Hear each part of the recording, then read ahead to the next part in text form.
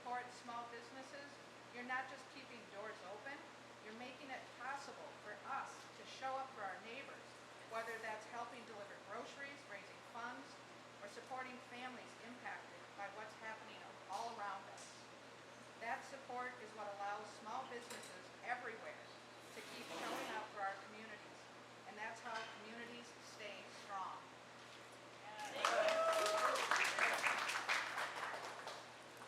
Hi everyone, I'm Alex West Steinman. I'm the co-founder and CEO of The Coven. We're a co-working space designed for belonging. Thanks. I'm here as a business owner with a location on East Street, just blocks from where Alex Preddy and a mile from where Renee Good was murdered. We're here because small businesses are the backbone of Minnesota's neighborhoods, economy, and culture. And right now, federal immigration enforcement is threatening the very lifeblood of our communities, creating fear, instability, and real economic harm. This past week, I've been checking on all of our small business owners on East Street. Even though we're in pain emotionally and financially, we find ourselves gathering together as we share how we keep showing up for our community, by feeding people, by offering space to work or rest, by providing shelter from armed ICE agents. Lou Ross from staff meeting hands out free noodles to whoever needs them and is providing meals and groceries for his staff to make sure they have what they need right out of his own refrigerator at the restaurant. The businesses at East Street Crossing have given over 800 free meals away. There's something hopeful about all of this. We're showing up for our people even in crisis, and that's what small businesses do. We create care and mutual aid where systems fail us. And yet, our businesses are short-staffed, short-changed, and overextended. We're providing mutual aid at the expense of our own stability, our own families, our own paychecks, and our own futures. My co-founder and I stopped by a restaurant on our street and ended up filling to-go orders for them because more than 50% of his staff is gone, afraid to come to work for fear of being taken by ICE, even as U.S. citizens, even with work permits, even with the right paperwork. My friend Jason from Hikari Hand Rolls lost thousands when fresh bluefin tuna was delivered and sat outside for 2 days while his building remained closed as ICE invaded Nicollet. The cost of supplies continues to rise while he's lost 80% of revenue in the last month. Christian from El Sazon reminded me that this violence isn't new. It's been ongoing. ICE has been terrorizing our communities long before this moment, and El Sazon has had 2 restaurants remaining closed for up to 2 months because the staff cannot safely come to work. At the Coven, we've lost thousands in revenue because ICE continues to terrorize Nicollet, even as our community mourns Alex Preddy on the corner.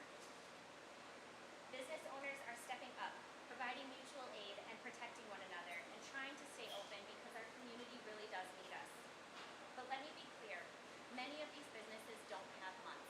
They have weeks. If they close, if these buildings sit empty, if this cultural corridor goes dark, it's not just bad for business. It's a devastating blow to the future of Minnesota. It means more people without work. It means more people without food and without community. It's disinvestment with lasting consequences. The reality is that these vibrant cultural corridors help the biggest businesses in Minnesota recruit diverse talent to this state. They bring business and people and dollars to their organizations, their billion-dollar organizations. We love to celebrate these cultural communities and corridors, but they do not survive without real investment. So I'm demanding, we are all demanding, ICE out of Minnesota. We're asking decision makers at every level to follow our lead, to choose community, to choose stability, to choose to show up like we've been showing up for all of you. And to everyone listening, keep showing up, shop local, check in and spread the word, donate to your local neighborhood funds. Thank you.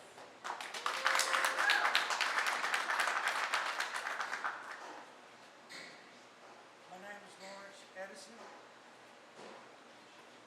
I'm a manager of custom design. I'm also part of the leadership team of the Minority Small Business Bill.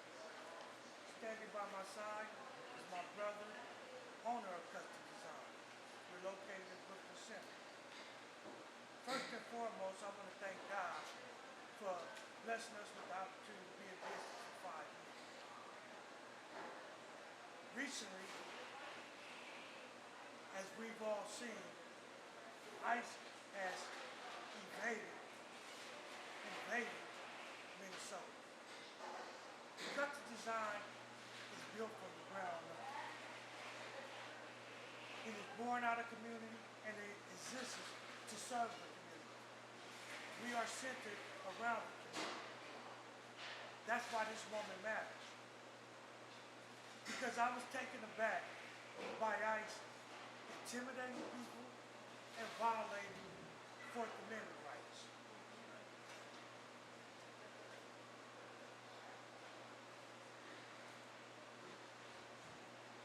ICE has impacted business due to the fact that our customers are afraid to leave their homes. They're afraid to come to our place of business, to support us, to spend money, and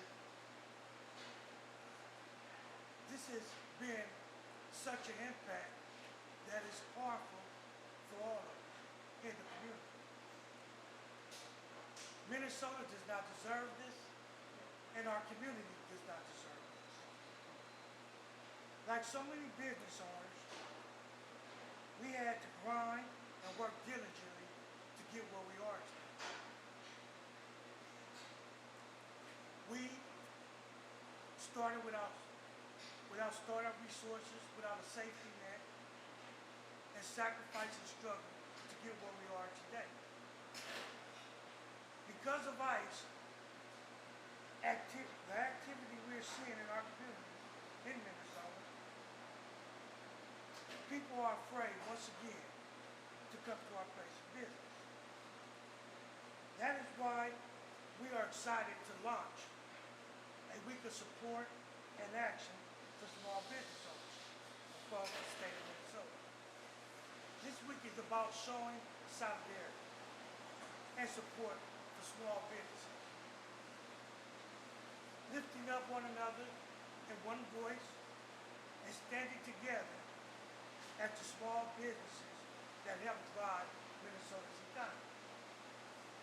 We deserve a week that is dedicated to our voices, to our safety, and real action for small businesses, owners in every community.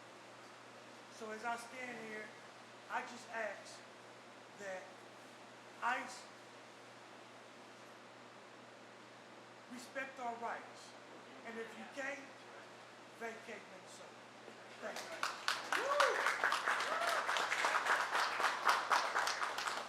Good morning, everyone. Leanne Rassajak, CEO of Women Venture. I want to thank again Jill, our client, and the team at Urban Roller for hosting us and being a place of community. We are a community development financial institution, and CDFIs represent small business and housing, and we're often the bridge between government, foundations, corporations, to supporting small business.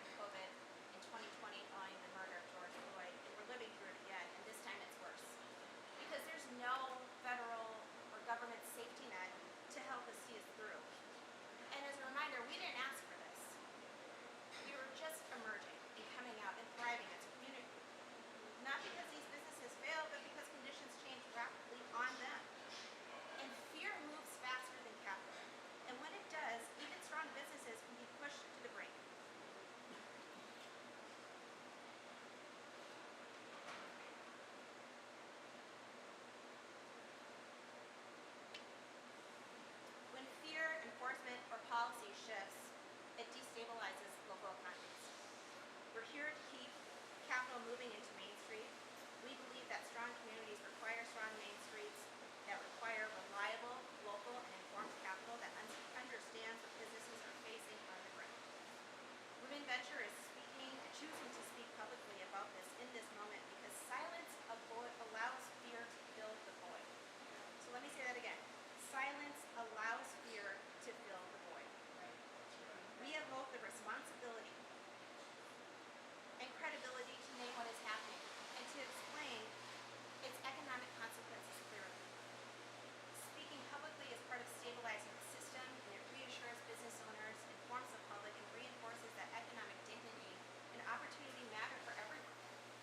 And what happens in one neighborhood or one business district shapes all of us. And choosing to speak with clarity and courage right now is part of the work of our time.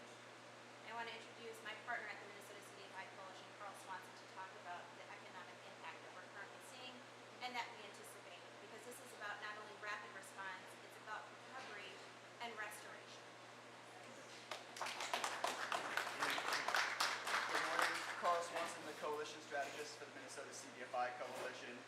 As Leanne mentioned, CDFIs are community development financial institutions, with the organizations providing small business supports, affordable housing development, and capital to under-resourced, underbanked, and underfinanced communities.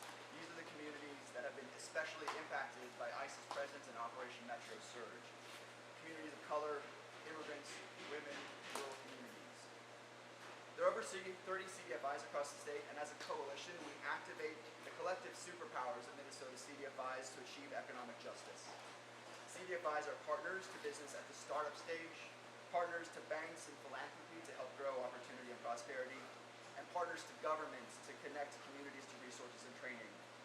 We're often the first money in on an idea, the cheerleaders for small business as something is starting up, the cheerleaders for entrepreneurs building from the ground up, and we're often the partners to close gaps on financing deals. We come in when other banks say there's too much risk because we see the value in community and we see the importance of community. CDFIs are the economic first responders, and we're the folks who close the gaps to make things happen. The stories that people are telling you about their businesses suffering are personal to us, they are real to us and to these organizations. In 2025, Minnesota CDFI has had almost $700 million in loans across 2,400 projects across the state of Minnesota. $700 million of capital in small business and in affordable housing. That's enormous for Minnesota's economy, and it's critical support for small business startup. Right now, the stories that you're hearing about closure, the risk that we are measuring in days and weeks, not months or years, those risks are very real to the capital ecosystem that we cultivate in Minnesota that CDFIs hold in trust. Through the possibility of loan defaults, of mortgage defaults, of closures, we are looking at very real losses of tens, if not hundreds of millions of dollars of this capital. This is something where there is not a safety net right now. There is not a government program that is coming in to support us like PPP or other loans that existed during COVID. We are relying on community in so many ways. We are relying on each other in so many ways because we are stronger together. And if we lose this kind of capital in Minnesota's ecosystem, we're fundamentally losing core tenets of the American dream. The ability to start your own business and to have your own livelihood from the ground up. The ability to own your own home and be safe in your home. These are critical issues for Main Street, for people's neighborhoods, and across the whole state of Minnesota. And we need to be really clear. This economic devastation is unasked for, unearned, and undeserved. No one asked for this to happen. We need to end Operation Metro Surge. We need ICE out of Minnesota. These enforcement activities are fundamentally anti-growth and anti-small business and against the American dream. We are calling on our partners in philanthropy, banking, corporate, and government to step up and support the entrepreneurs and do it now. Move at the speed of community. Move at the speed of mutual aid. Move at the speed of the trust that CDFIs hold so we can get critical capital out now to sustain and support our small business infrastructure. And of course, we're asking consumers and communities to continue to step up and buy local. We will get through this together because we are neighbors, porque somos todos vecinos, because we're in this together. And we will have stronger local bonds and a stronger belief in the power of local economies by coming through this together. When we shop local today, we build a base for the future. When we continue to shop local in the future, we build a bright, prosperous future for Minnesota and all Minnesota residents. Thank you. We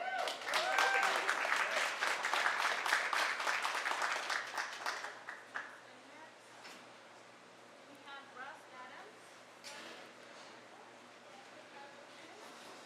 You sort of from District Council? From District Council. Thank you. Hi, everybody. I'm Isra Mahamood, business advisor with Lake Street Council. I'm going to talk a little bit from my heart about what Lake Street represents. Lake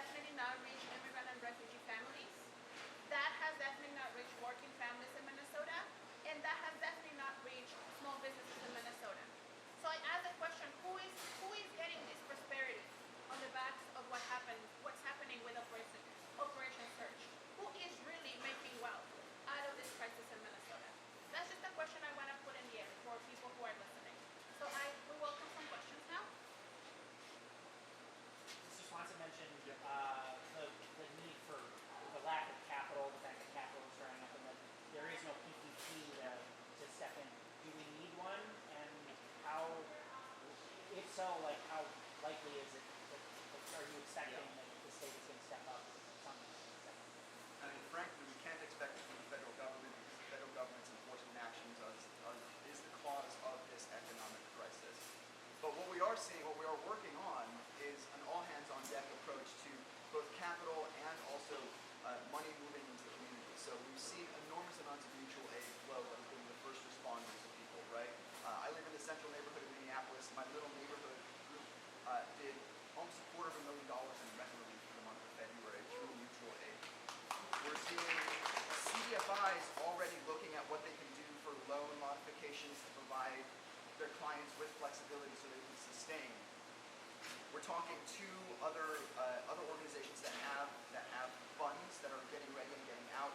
LEDC, the Minneapolis Foundation. There are bigger funds that are coming online to provide the next step of support for small businesses and for individuals there. And we will be at the legislature talking to Minnesota legislators and asking for relief both in terms of housing rent support and small business support. It absolutely is something that has to have tiers of approaches. This is going to come in waves, and we need to keep on working on the next thing that comes up.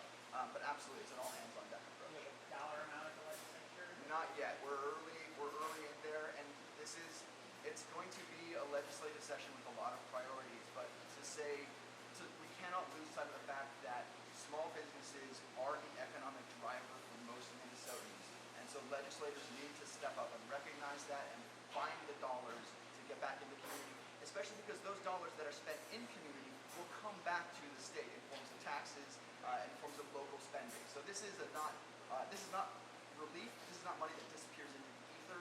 This is money that will come back into community and continue to support the state. Question for Paul as well. Oh, maybe that's right. Walk back. Sure. When we look at the numbers, how does this compare to what we saw financially during COVID? I think an apples to oranges conversation. COVID was more widespread and across the whole country.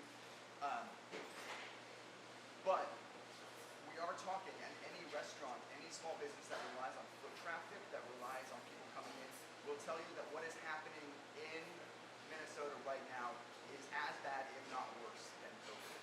And so we are looking, like I said, people are looking at longevity in days and weeks, which is the same kind of situation that we were facing in COVID. And so dollar amounts are going to be similar in that range. I would just say, like I said, CDFIs have $700 million in loans. If we start seeing a 20% default rate on that across housing and across small businesses, that's $140 million in capital that's just going to disappear from Minnesota, from the Minnesota economy ecosystem. And that is an enormous hit. And so that's the kind of scale of relief that we're going to be looking for, not necessarily from a single source. Like I said, there's not going to be a single source that provides this, but cumulatively across individuals, small business, it's going to be in the hundreds of millions of dollars. If the feds choose to end Operation Metro Surge and they send 2,000 federal agents home, is it an instant recovery in some ways, or what is the long-term impact even after Operation Metro Surge ends? Yeah, that's a really great question. I would love to have some of our small business partners answer that question. But I can just say that what we have experienced, there are direct harms of people who have been taken away from us. Their trust has been broken about, will I be taken away, even if ICE leaves right away. This is not, we get to flip a switch and everything suddenly goes back to normal. Lives have been literally lost. Lives have been taken away. Livelihoods have already been taken away. There is a ramp back to building the economy back and trust that needs to be rebuilt in that. And it would be much better if it started sooner rather than later with ICE leaving and us being able to get back into recovery versus constant relief and constant bridging of communities. But I'll turn it over to any small business partners who want to speak to that. I'll just say from a perspective of a small business owner, like rent is due, back pay is due. So even if they left 5 minutes ago, we would still have deficits, we would still have debt. A lot of the restaurant owners out there are begging like their vendors to give them relief. And that just hasn't come yet. So not only will they need to catch up, but then they'll have to keep going every single day, paying their people. Maybe their people aren't even going to show up because there's definitely like psychological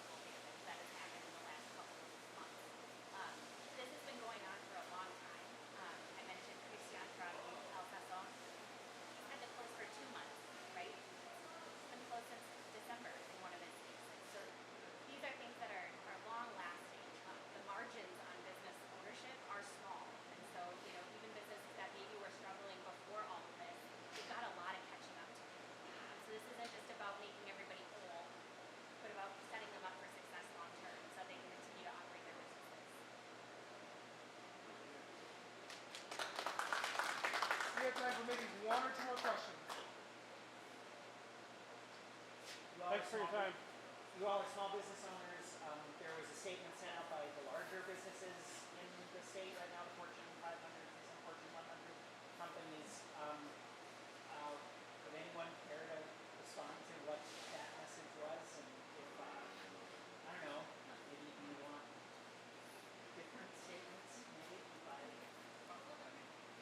So, I'm Russ Adams. I'm with Lake Street Council. You heard from us earlier. We've been talking to some of those businesses, those corporate partners, downtown interests and all that, and our message to them is do whatever you can. If you can make a statement, make a statement.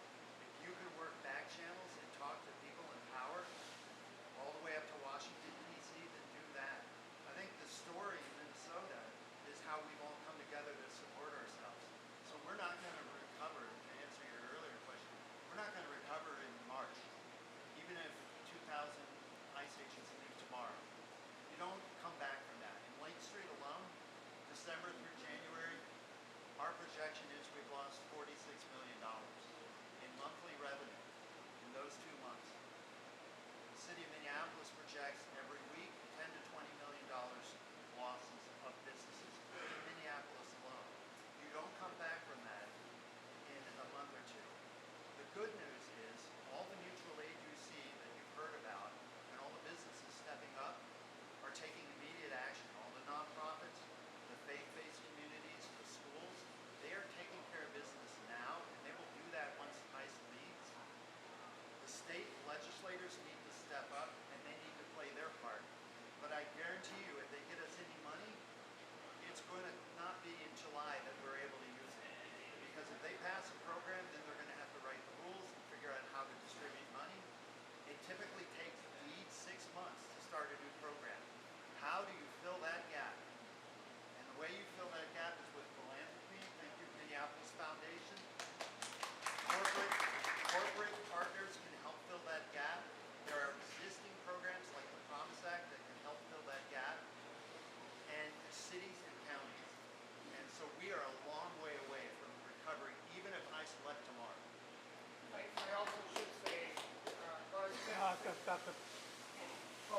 I want you to quote these incredible people who are doing the work.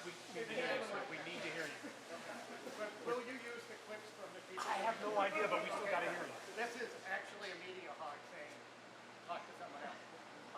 Okay, the Minneapolis Foundation has partnered with large businesses. It's already raised $4 million.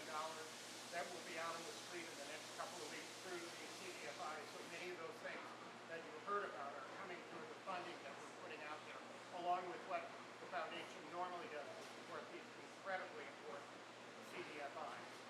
In addition to that, we're working with the Salt Cure Fund, which is a fund that's more broad-based, so it'll again be going to restaurants. We also are sending the message that was just made well, which is that the federal government, unlike with the PPP loans, is not going to help us on this. The state government is in a different position.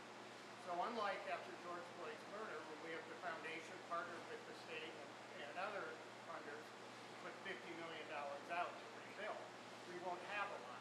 So the $4 million that we have in hand, we're getting out quickly. We're going to continue to raise those dollars, but the single most important thing that anybody can do right now is to shop